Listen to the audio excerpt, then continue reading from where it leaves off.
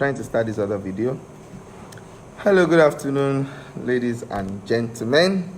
Today we are looking at this book, Great by Choice. I started yesterday or 2 days ago with the book Designing for Behavior Change. This book is very academic and very good. I had some practical knowledge there too, so I was able to share it in the first video. The second video, unfortunately, I couldn't get to save it online, but there were a lot of people that were able to follow up on that. So today I'm looking at this book. I'm so excited about this book. This book talks about how some people succeed, they break new grounds in the midst of uncertainty, chaos, and luck. And when I started reading this book, I started having a lot of goosebumps. I was seeing so many fantastic things, and I really wish I would be very calm today to be able to share with as many of my viewers today so that they can adequately learn from what I want to share. So one major phrase I saw in the first chapter, I said, we simply do not know what the future holds. Definitely nobody knows what the future holds. We don't know what the future is, what tomorrow is, what May is going to be, what April, what December is going to be like. We cannot predict the future, but we can create it. So this book talks about how you can create your future. How can I create my future? How can you create your future?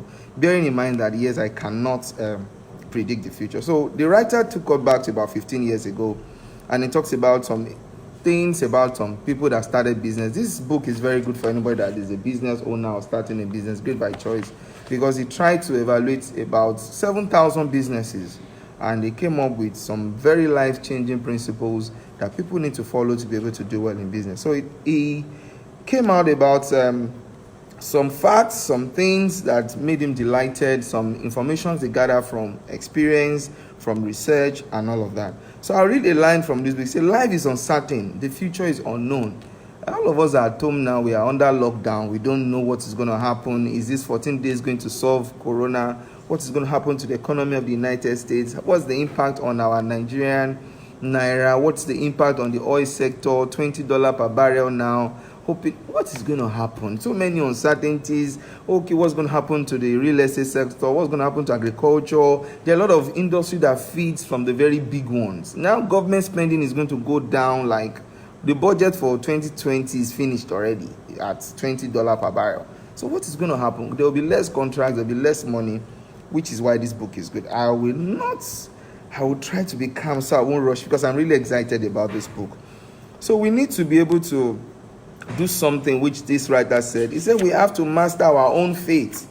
So I go to the next book. He said to the next page, he gave us some examples of some companies and then their CEOs, their leaders. What did they do well? How did they thrive in the midst of all these uncertainties? They were not people that just were very outstanding. Not that they had some knowledge. They went to one big school, one business school, but he was able to identify some things that they did very well. I will read a paragraph here from this book, because actually most of the knowledge I'll be sharing here are from this book, but I'll be using some practical experiences that I have to be able to relate them. So he said, some companies and leaders navigate this type of world exceptionally well.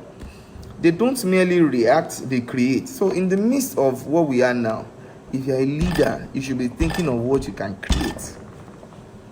If you are a business owner, you're a service provider, you should be thinking of what can I create in the midst of this economy situation that we are. They don't merely survive, they prevail. So I am praying that I will prevail in this economy situation.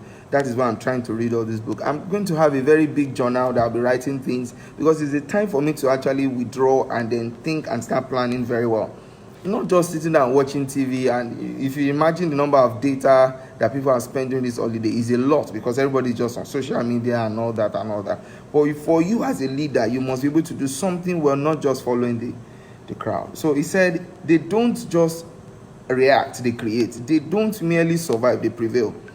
They don't merely succeed, they thrive. So 3 words that he has used now consecutively in this sentence. He said, leaders that survive in this kind of situation will find themselves. There are people that would create, not react. There are people that will survive, that will prevail, not just survive. There are people that will thrive, not just succeed.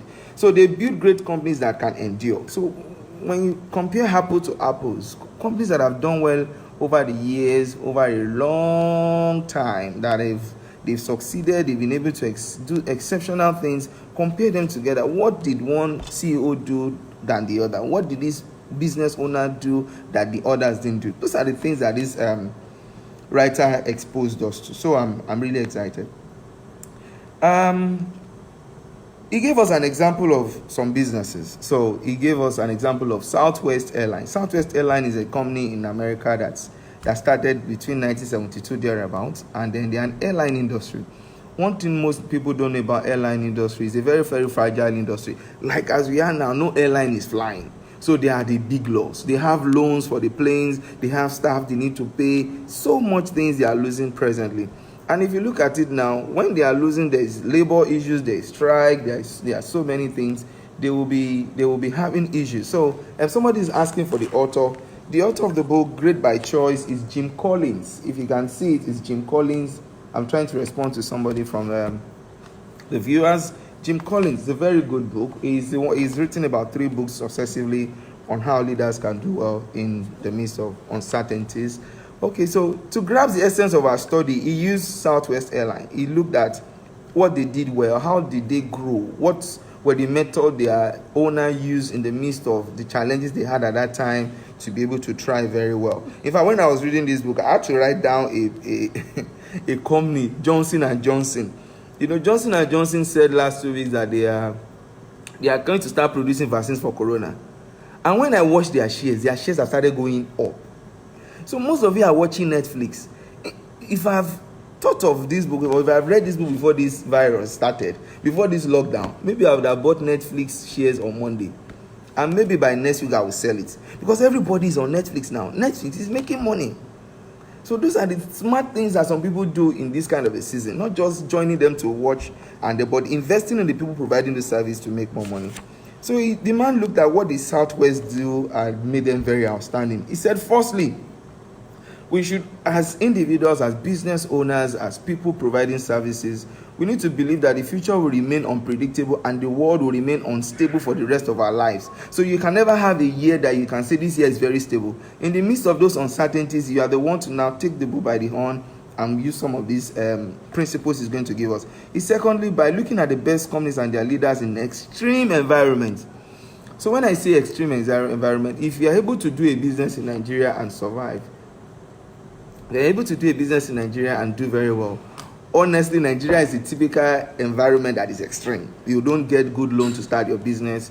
You face a lot of challenges, office space rental, staff rental, government regulation, so many. But if you're able to succeed and your business grows over a period of 15 years and you can consecutively say that steadily every year you have made progress, then you belong to a category that this book writer said you are in the 10x. Again, for those joining us, we are previewing the book Great by Choice by Jim Collins, talking about how some people, some leaders, some business owners, some service providers do exceptionally well during a chaos, during a period of unpredictable events that we are in now in the global world. There's a paragraph he has that I would like to read. He said, studying leaders in an extreme environment is like conducting a behavioral science experiment. You see, fortunately, 3 years ago, I did a course at Harvard on behavioral finance and investment decisions. Before now, I never knew that there was a particular style or way people behave to money, or there's a way people behave to investment, or people's perception to investment. But when you put a leader, I've had this severally, when people say, if you bring Americans to Nigeria and Nigerians to America, America will become Nigeria soil will become like America. What is the difference? The behavior of the leader. So if you look at the behavior of a leader, what is your behavior in your business? What's your behavior like? What is the definition of your behavior? So if you take a company now, a company can do very well. I use one company, Cadbury. At the point, Cadbury was a high-flying company in Nigeria. At the point, they had another management that brought it down.